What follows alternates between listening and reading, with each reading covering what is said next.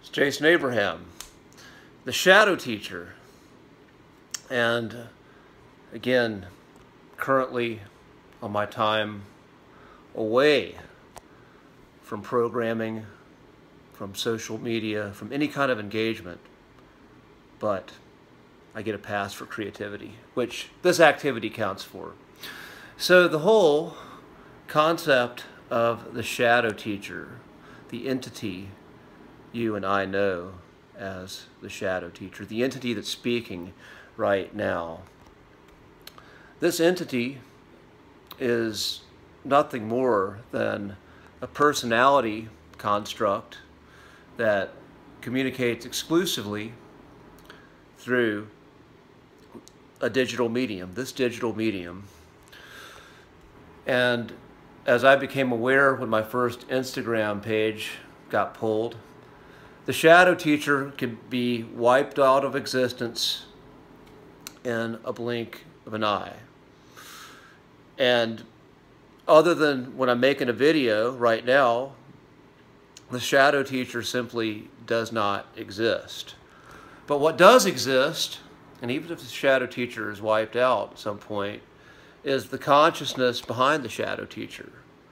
What moves through the shadow teacher. The voice and the spirit and the soul from beyond that wants to speak through the shadow teacher. This can never be extinguished. This cannot be taken away. And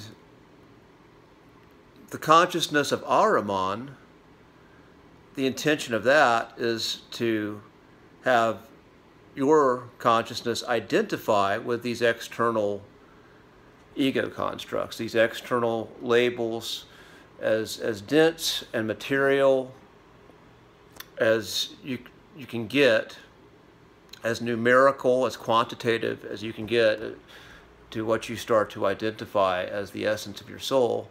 This is what Ahriman wants, because this separates your perception of the one from beyond, the one true creator, the oversoul, God.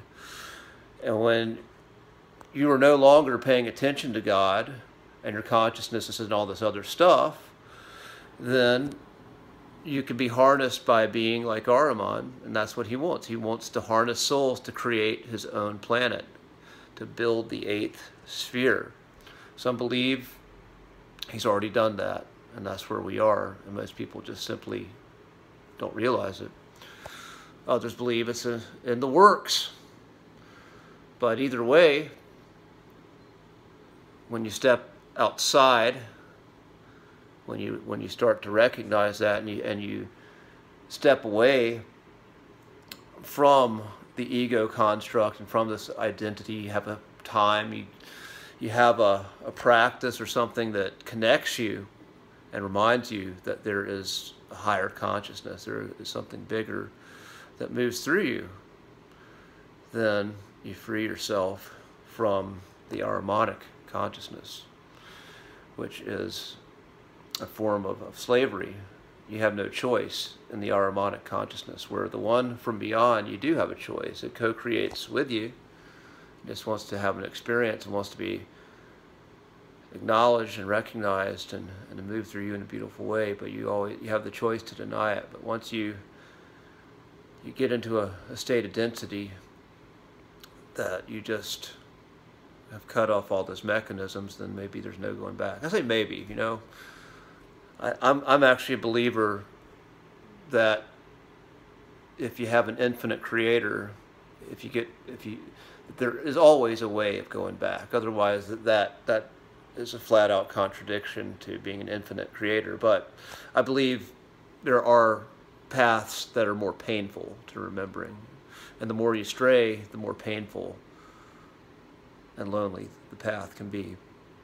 That being said, I'm going to make this short and sweet, and I'm going to enjoy oneness moving through me and me experiencing oneness in everything else. And I will see you on the other fucking side.